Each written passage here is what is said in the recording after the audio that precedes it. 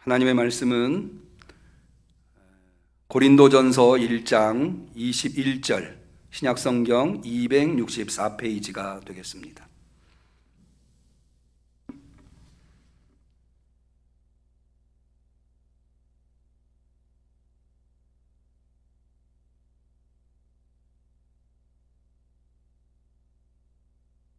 사순절 후 두 번째 주일에 하나님께서 우리에게 주신 소중한 하나님의 말씀, 고린도전서 1장 21절 말씀, 우리 다 같이 하나님의 말씀을 봉독하도록 하겠습니다. 하나님의 지혜에 있어서는 이 세상이 자기 지혜로 하나님을 알지 못하는 고로 하나님께서 전도에 미련한 것으로 믿는 자들을 구원하시기를 기뻐하셨도다. 이는 하나님의 말씀입니다. 아멘.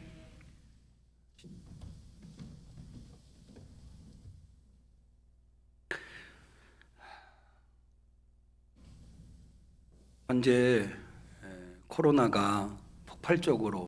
양성 환자가 폭발적으로 증가하고 있어서 어제 긴급하게 우리 당회에서 이번 주 주일 예배를 1부, 2부 예배 모두 비대면 예배로 드기로 결정하였습니다. 이 고비만 좀 넘기면 이제 코로나가 막바지에 오지 않았을까 하는 생각입니다.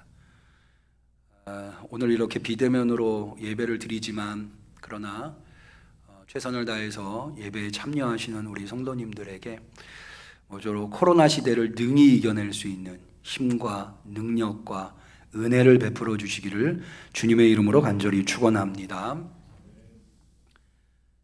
우리 교회 올해 표어가 충만하라입니다.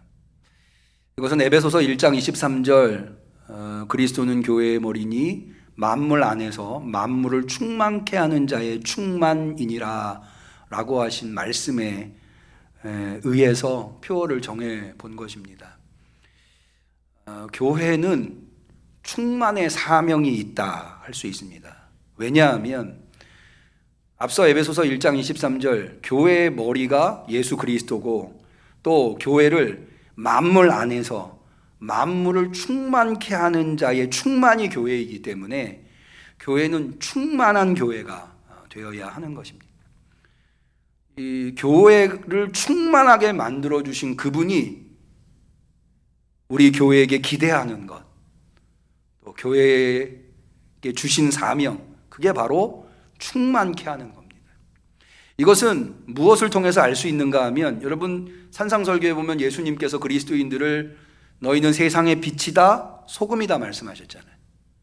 그러면서 너희가 세상의 빛이니 세상의 빛을 비추어라, 너희가 세상의 소금이니 맛을 내라. 언뜻 보면요, 이게 빛이면 당연히 빛을 비출 텐데, 소금이면 당연히 맛을 낼 텐데, 이걸 굳이 명령할, 비추어라 맛을 내라 명령할 필요가 있을까? 빛이면 빛을 내는 거고 소금이면 맛을 내는 거지. 근데 사실 이것은 헬라어의 직설법과 명령법이 가지고 있는 의미를 우리가 알면, 이것이 왜 예수님께서 빛이다 소금이다 말씀하시면서 빛을 비추어라 맛을 내라라고 명령하셨는가를 이해할 수 있습니다. 그것은 뭐냐면, 예를 들어서 이런 겁니다. 제가 결혼을 해서 아이를 낳았어요. 그럼 부모가 됐잖아요. 누가 봐도 전 부모죠. 그러나 정말 부모가 되려면 낳은 아이를 잘 양육해야 되겠죠. 아이는 낳아놓고 돌보지 않고 아이의 삶을 책임지지 않는다면 나는 부모지만 부모라고 할 수 없겠죠. 그런 의미입니다. 하나님은 우리 그리스도인들을 세상의 빛으로 소금으로 만들어 놓으셨어요. 그렇다면 그 역할을 해야 되는 거예요. 그렇지 않으면 빛이라고, 참된 빛이라고, 참된 소금이라고 할 수 없는 거죠. 그래서 예수님께서 소금이 그 맛을 잃으면 밖에 버리워 사람들한테 밟힐 뿐이다 라고 해서 소금이 소금의 역할을 하지 않으면 어떻게 되는가에 대해서 말씀하고 있는 것이다. 교회를 충만하게 만드셨어요. 충만한 존재로 만드셨어요. 그리스도는 교회의 머리니 만물 안에서 만물을 충만케 하는 자의 충만이라고 말씀하셨어요. 그렇다면 교회는 마땅히 충만한 사명을 감당해야 하는 거예요. 우리 응암교회는 주님이 우리 응암교회에게 기대하시는 그 충만의 사명을 잘 감당할 수 있는 교회가 되기를 축원합니다. 그러면 어떻게 충만할 것이냐? 어떻게 우리 응암교회는 충만한 교회가 되어서 충만한 사명을 감당할 것이냐? 만물 안에서 만물을 충만케 하는 자의 충만이 될 것이냐? 여러분, 이것은 너무나 소중한 사명이에요. 왜냐하면 오늘날 더구나 코로나 때문에 수많은 사람들이 결핍에 시달리고 있어요. 더군다나 생명의 결핍. 결국에는 인간은 생명의 결핍으로 인해서 죽음에 이르게 되는 거죠. 이 생명의 결핍은 누구만 해결해 줄 수 있느냐? 예수 그리스도를 머리로 한 교회만이 이 생명의 결핍을 해결해 줄 수 있는 거예요. 그렇기 때문에 이 사명은, 충만하라고 하는 이 사명은 너무나 소중한 사명이 되었다고 하는 겁니다. 그럼 어떻게 우리가 충만의 사명을 감당할 것이냐? 그것은 곧 무엇으로 충만할 것이냐라고 하는 것과 아주 밀접한 관련이 있다고 생각을 합니다. 우리 응암교회가 무엇으로 충만할 것이냐라고 하는 것, 그것을 우리가 올바로 알 때 우리가 어떻게 충만할 것이냐에 대한 대답을 얻을 수 있는 거죠. 여러 가지로 얘기할 수 있겠습니다만은 저는 모름지기 교회라고 하면 이 세 가지가 충만해야 된다. 이렇게 보면 첫 번째는 뭐냐면, 여러분 다 동의하실 거예요. 교회는 무엇보다도 사랑으로 충만해야 합니다. 데살로니가전서 3장에 바울은 데살로니가 교회한테 이렇게 이야기합니다. 주께서 우리가 너희를 사랑함과 같이 너희도 피차간에 모든 사람에 대한 사랑이 더욱 많아 넘치게 하시기를 원한다. 바울은 데살로니가 교회를 사랑했어요. 그런데 그 사랑으로 그치는 것이 아니라 데살로니가 교회 성도들이 서로 피차간에, 더 나아가서 모든 사람을 다 사랑하는 그 사랑으로 넘치기를 기도하고 있는 거예요. 교회는 무엇보다도 사랑으로 충만해야 합니다. 우리 응암교회 사랑으로 충만한 교회 되기를 축원합니다. 두 번째는 기쁨이에요. 요한복음 15장 11절 예수님의 고별 설교에 예수님은 제자들한테 이렇게 말씀하십니다. 내가 이것을 너희에게 이름은 내 기쁨이 너희 안에 있어 너희 기쁨을 충만하게 하려 함이니라. 할렐루야. 기쁨을 충만하게 하시려고 예수님이 제자들에게 나타나셨다는 거예요. 내 기쁨이 너희 안에 있어 너희 기쁨이 충만하게 하려 합니다. 여러분, 교회의 머리는 예수 그리스도이시잖아요. 그렇게 고백하시죠? 그런데 그 예수님은 어떤 분이시냐? 우리에게 예수님의 기쁨이 충만하기를 원하시는 분이라는 거예요. 그러므로 우리 성도들은, 우리 응암교회는 기쁨으로 가득 차 있어요. 여러분, 복음의 의미가 무엇이에요? 기쁜 소식이잖아요. 복음으로 하나 된 우리들이 기쁨을 잃어버리고 기쁨이 충만하지 않는다면 말이 되지 않는 거죠. 우리 응암교회는 기쁨으로 충만한 교회가 되기를 축원합니다. 마지막 세 번째로는 교회는 무엇보다도 은혜로 충만해야 되는 거예요. 요한복음 1장 14절에 사도 요한은 예수님의 영광에 대해서 이렇게 노래하고 이렇게 가르쳐주고 있습니다. 말씀이 육신이 되어 우리 가운데 거하심에, 예수 그리스도를 의미하는 거죠. 우리가 그 영광을 보니 아버지 독생자의 영광이요 은혜와 진리가 충만하더라. 예수 그리스도는 어떤 분이세요? 은혜와 진리가 충만한 분이. 그 은혜와 진리가 충만한 예수 그리스도를 머리로 한 교회는 당연히 은혜와 진리가 충만해야 돼요.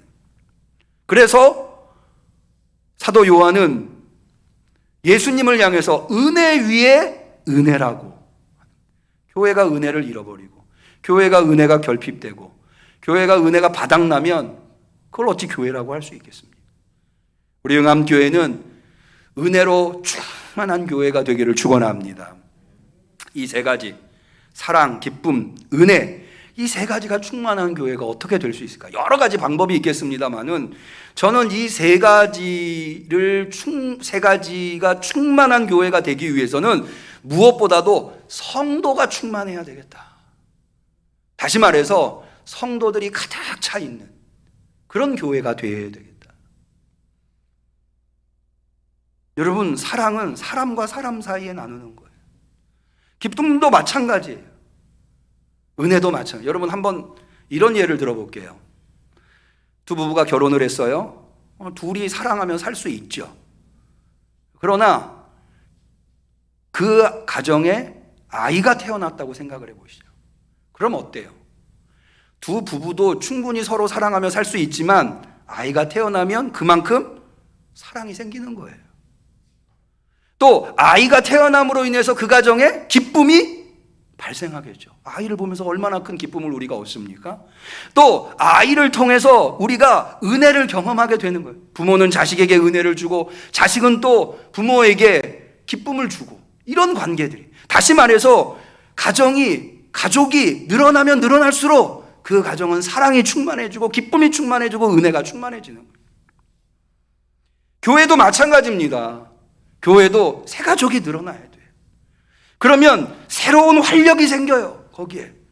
그리고 거기에 새로운 역사, 그 새로운 사람들을 통해서 새로운 역사가 일어나는 거예요.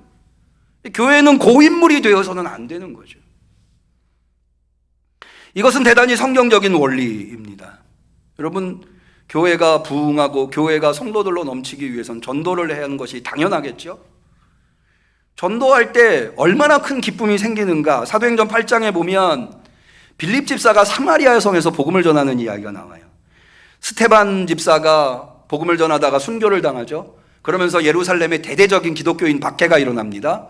그래서 그리스도 교회 안에 12사도를 제외하고는 나머지들이 다 각지로 흩어지게 돼요. 그 중에 흩어진 사람 중에 하나가 빌립 집사가 사마리아 성으로 가게 됩니다. 사도행전 8장은 그것을 다루고 있는데요. 5절에 이렇게 되어 있어요. 빌립이 사마리아 성에 내려가 그리스도를 백성에게 전파하니, 8절, 그 성에 큰 기쁨이 있더라. 큰 기쁨이, 사마리아 성에 어떻게 큰 기쁨이 있게 되었어요? 기쁨으로 충만하게 되었어요? 복음이 전달되니까. 복음이 뭐예요? 기쁜 소식이니까. 예수님도 이에 대해서 누가복음 15장에 말씀하셨습니다. 잃어버린 양의 비유를 통해서 양 한 마리를 되찾은 목자의 기쁨을 하나님의 기쁨에 비유합니다. 누가복음 15장 7절, 내가 너희에게 이르노니 이와 같이 의인 하나가 회개하면 하늘에서는 회개할 것이 없는, 죄인 하나가 회개하면 하늘에서는 회개할 것이 없는 의인 99을 인하여 기뻐하는 것보다 더하리라. 여러분, 성도가 99명이 모여 있으면 얼마나 좋겠어요. 좋은 자리죠. 그런데요, 예수님은 누가복음 15장 7절에 성도 99이 모여 있는 것보다 죄인 하나가 회개한 게 더 하나님이 기뻐하신다. 물론 하나님은 우리 모두를 다 사랑하십니다. 그러나 하나님이 얼마나 죄인이 돌이켜 회개하는 것을 기뻐하시는가를 예수님은 이런 표현을 통해서 인상적으로 가르쳐주고 있는 거예요. 그러므로 우리 성도들한테, 교회를 충만하게 하는 사명을 감당해야 할 성도들한테, 교회가 사랑으로 기쁨으로 은혜로 충만하게 되어야 할 교회에게 가장 중요한 사명 중에 하나가 전도라고 하는 사명입니다.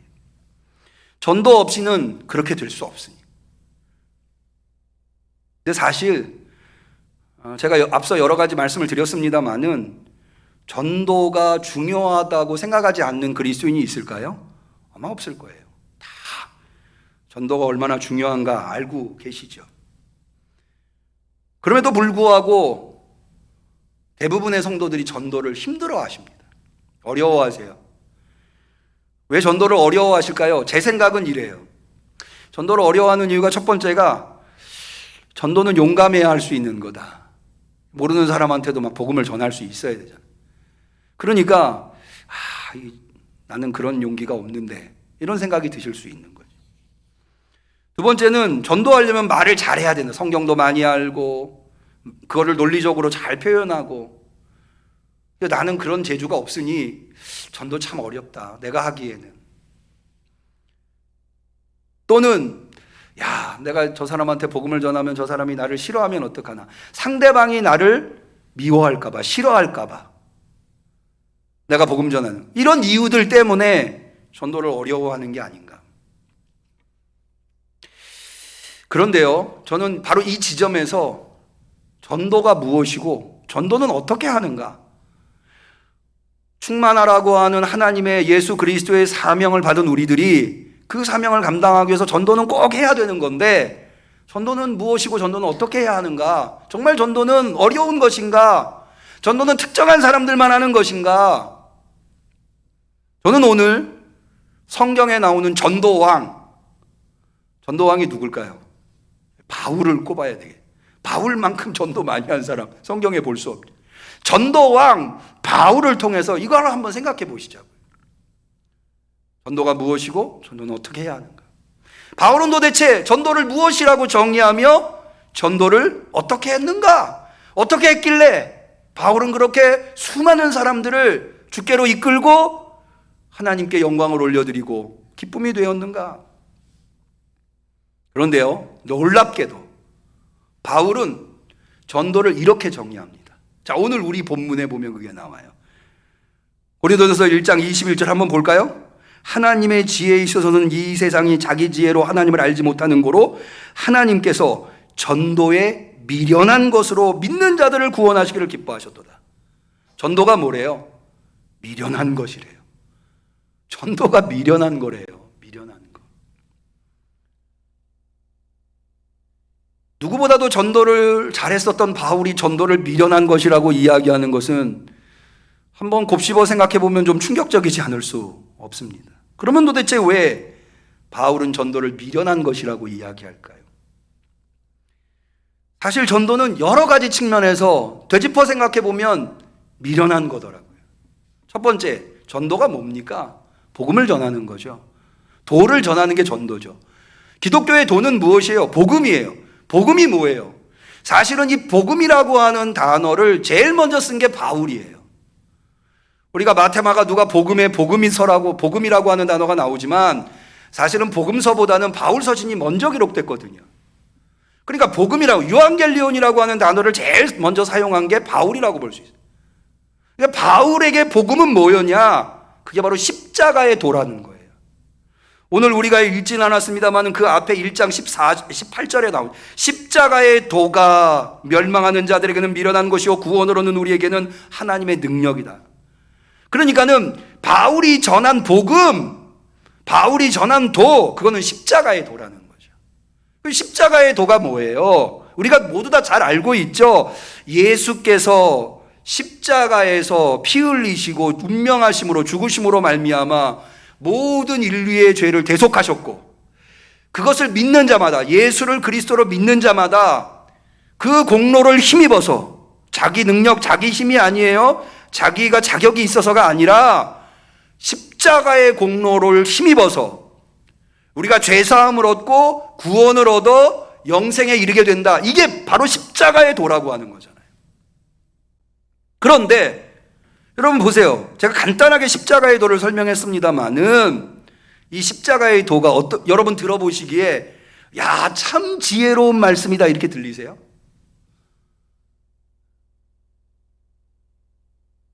예수님 당시, 바울 당시의 사람들은요, 전혀 이 말씀을 지혜로운 말씀으로 듣지 않았어요. 오히려 그 시대의 사람들은 이 복음의 메시지, 이것을 미련하다고 생각을 했어요. 여러분, 바울 시대에 바울이 살고 있었던 시대를 그레코 로망 사회라고 합니다. 1세기 그레코 로망 사회. 그레코라고 하는 그리스를 의미하고 로망이라고 로마를 의미합니다. 왜 이 그레코 로망이라고 하는가 하면 문화적으로는 그리스 문화고 정치적으로는 로마 정치. 근데 사실은 정치는 로마가 하지만 사람의 사상과 문화를 지배하고 있었던 것은 헬라 문화, 그리스 문화였어요. 근데 이 그리스 문화가 추구하는 게 뭐냐면 지혜예요, 지혜. 그래서 1세기에 교회를 끊임없이 괴롭혔었던 이단이 뭐예요? 영지주의라고 하는 이단이었어요. 영지주의라고 하는 말의 뜻이 뭐냐면 영적인 지혜를 추구한다는 거예요. 근데 이거는 당시의 상식과 같은 거였어요. 모든 사람들은 다 지혜자가 되기를 원했어요. 지혜가 최고의 덕목이었어요. 그런데 바울은 그런 사람들한테 십자가의 도를 전하는 거예요. 예수께서 십자가의 죽으심으로 온 인류의 죄를 대속하셨고 그것을 믿음으로 말미암아 우리가 구원을 얻는다라고 하는 것, 이걸 전했다고요. 그때 당시에 사람들은 그것이 전혀 지혜롭게 들리지 않았어요. 오히려 그런 말도 안 되는 애들 장난 같은 그런 말이 어디 있느냐. 대부분의 이방인들은 그렇게, 헬라인들은 그렇게 반응했어요. 그 헬라인들이 볼 때 그 당시에 수많은 스토아 학파, 에피쿠로스 학파, 수많은 사람들이 지혜를 이야기하는데 그 안에서 바울이 전하는 지혜라고 하는 것, 십자가의 도라고 하는 것은 너무나 초라하고 너무나 어리석고 너무나 말도 되지 않는 이야기였던 거죠. 이방인들한테, 헬라인들한테만 그랬나요? 아니에요. 복음의 뿌리가 된다고 하는 유대인들도 마찬가지였어요. 유대인들도 이런 복음이 다 있나? 그걸 복음이라고, 복된 소식이라고 이야기하지만 사실은 거기에 대해서 유대인들은 거부감이 생겼어요. 그럼 보세요. 유대인들이 생각하는 그리스도, 유대인들이 생각하는 메시아는 어떤 존재입니까? 로마를 쳐부시고 하나님의 백성 이스라엘을 억압하고 있는 로마를 쳐부시고 거기로부터 이스라엘을 회복하는, 나라를 회복하는, 마치 다윗 왕이나 모세와 같은 그런 존재가 그리스도라고 생각했거든요. 근데 예수님은 어떻게 되셨어요? 바울이 전하는 복음은 무엇이었어요? 로마를 쳐부시기는커녕 로마에 의해서 처참하게 십자가에 죽은 예수가 그리스도고 그분을 통해서 구원을 얻는다. 유대인이 받아들이겠습니까? 거북스러운 거죠. 불편한 거예요. 거부할 수밖에 없는 거예요. 그러니까 복음의 내용이라고 하는 것이 처음부터 사실은 받아들일 수 없는 거예요. 복음의 내용만 그럽니까? 바울은 복음을 어떻게 전했어요? 바울이 복음을 전하는 거 간단해. 방법. 사람 찾아간다. 그한테 이렇게 어리석어 보이는, 미련해 보이는 복음의 내용을 전한다. 끝까지 전한다. 이거예요. 여러분, 그 복음을 사람들이 잘 받아들이지 않았기 때문에 바울이 당한 수많은 고통을 우리는 사도행전에서 봅니다. 아니, 바울 서신에서 면면히 발견해 볼 수 있어요. 앞서 말씀드린 대로 유대인들은 바울이 전하는 이 복음이 거북스러웠어요. 불편했어요.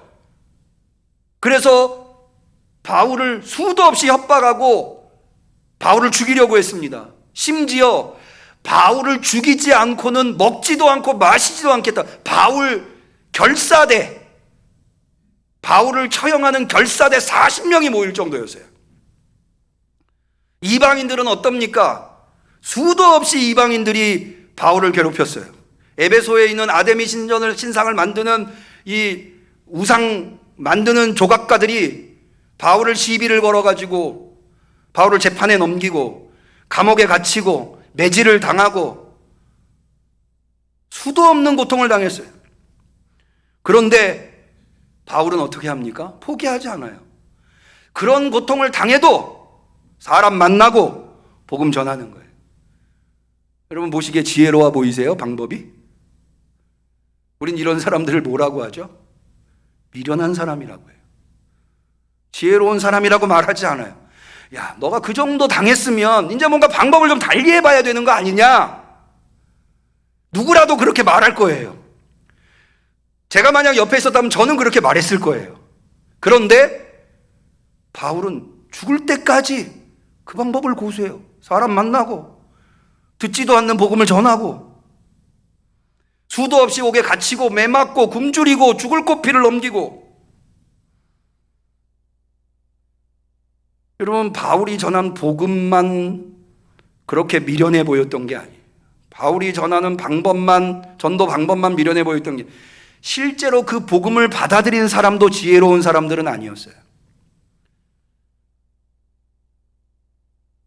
예수님께서 제자들을 둘씩 짝지어 파송했을 때, 복음을 전하라고 파송했을 때 제자들이 그렇게 복음을 전하고 돌아온 후에 예수님께서 하나님 앞에 기도한 내용이 마태복음 11장에 나와요. 거기 이렇게 되어 있어요. 그때 예수께서 대답하여 가라사대 천지의 주제이신 아버지여 이것을 지혜롭고 슬기 있는 자들에게는 숨기시고 어린아이들에게 나타나심을 감사하나이다. 옳소이다. 이렇게 된 것. 어떻게 된 것? 지혜로운 자들에게는 받아들이지 않고 어리석은 자들이 받아들이게 된 것, 복음을, 그것이 아버지의 뜻이니이다. 복음의 내용이 미련해 보였어요. 복음을 전하는 방식이 미련해 보였어요. 실제로 복음을 받아들이는 사람도 미련한 사람들이었어요. 그러니 바울이 복음에 미련한 것이라고 말하는데 충분한 이유가 있는 거죠. 그러나 정말 복음은 미련한 것인가요?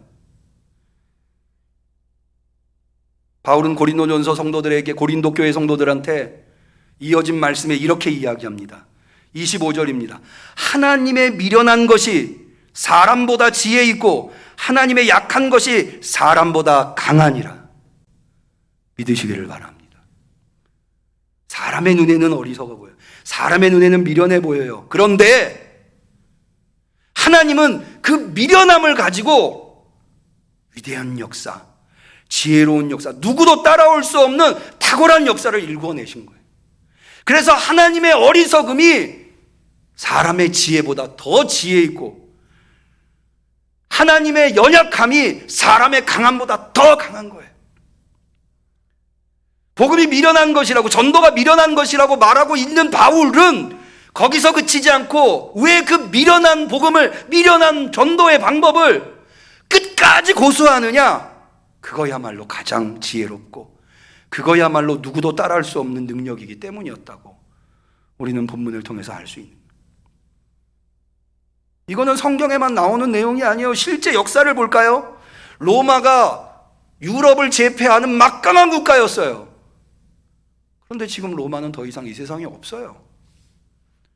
로마는 멸망했지만 기독교는 로마를 이겼어요. 지금도 세계 곳곳에 수많은 사람들이 기독교를 영접하고 있어요. 로마는 기독교를 박해했지만 결국 기독교는 로마를 이겼어요. 복음의 승리입니다. 전도의 어리석음에, 전도의 미련한 것의 승리였던 거예요. 여러분, 복음은 파죽지세로 세계를 향해 뻗어나갔어요. 그래서 오늘 그 복음이 시작된 저 지구 반대편에 있는 복음이 대한민국이라고 하는 이 동쪽 끝에 있는 나라에까지, 우리에게까지 2000년을 거슬러 2000년을 단 한순간도 멈춤이 없이, 복음이 중간에 만약 누군가에게서 끊겼다면 우리에게까지 왔겠어요? 근데 그 복음은 끈질긴 생명력으로 우리에게까지 온 거예요. 여러분, 인류가 대단한 문명을 발전시켰지만 그 문명의 기저에는 모두 다 기독교 문명이 자리하고 있어요. 성경이 자리하고 있어요. 여러분, 인류 역사와 인류의 문명은 성경을 빼고는, 기독교를 빼고는 말할 수 없어요. 복음은 미련해 보였고 전도의 방법은 미련해 보였지만 하나님은 결국엔 그 미련한 전도의 방법으로 세상을 뒤집어 놓으셨어요. 복음의 승리를 이끌어 놓으신 거예요.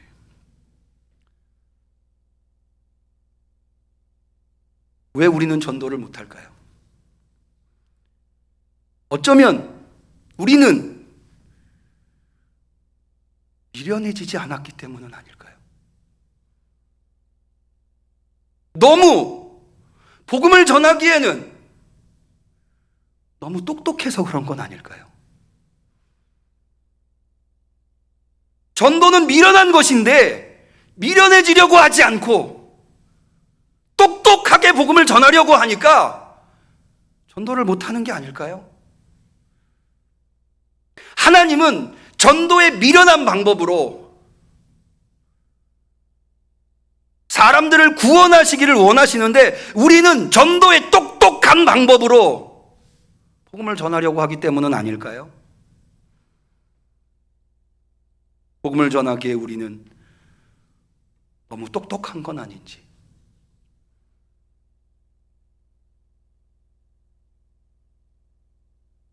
저는 오늘 2022년도 우리 응암교회에게 충만하라고 한 사명을 주신 그 하나님 앞에 저와 우리 온 성도가 결단했으면 좋겠어요. 어떤 결단이냐? 하나님, 내가 전도를 위해서 미련해지겠습니다. 기꺼이 내가 하나님을 위해서, 교회를 위해서, 영혼 구원을 위해서, 세상을 위해서 내가 기꺼이 미련해지겠습니다. 나 하나 미련해져서 99명보다, 의인 99명보다 죄인 하나가 회개하는 것을 더 기뻐하시는 하나님의 기쁨이 될 수 있다면, 나 하나 미련해져서 내가 그리도 사랑하고 섬기는 응암교회가 충만한 교회가 되어서 이 지역을 살리고 대한민국을 살릴 수 있다면, 나 하나 미련해져서 내 가족과 내 사랑하는 사람들의 영혼을 살릴 수만 있다면 미련해지겠습니다. 그런 결단을 할 수 있는 오늘 이 주일이 되었으면 합니다. 그러면 결코 하나님은 우리를 미련하게 두시지 않을 겁니다. 우리를 부끄럽게 여기지 않으실 겁니다. 오히려 바울을 그렇게 세우셨듯이, 수많은 전도자들을 세우셨듯이 우리를 통하여서 역사를 바꾸고 민족을 바꾸고 우리의 미래를 바꾸어 주실 줄로 믿습니다. 우리 결단에 같이 동참하는 우리 성도님들이 되시기를 주님의 이름으로 간절히 축원합니다. 기도하겠습니다. 하나님 아버지, 오늘 우리에게 너무나도 소중한 충만의 사명을 어떻게 이룰 것인가에 대해서 깊은 성찰을 주시니 감사합니다. 알겠습니다.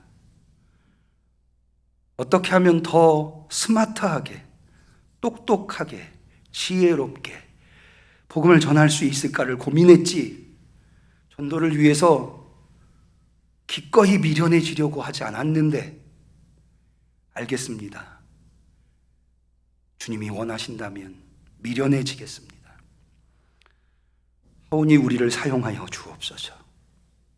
우리 결단이 열매 맺을 수 있도록, 그리하여서 영혼을 구원하고 우리 응암교회를 새롭게 만들며 충만하게 만들며 이 지역에 꼭 필요한 교회가 되고 하나님께 영광 올려드릴 수 있게 되도록 도와주옵소서. 예수님의 이름으로 기도 올리옵나이다. 아멘.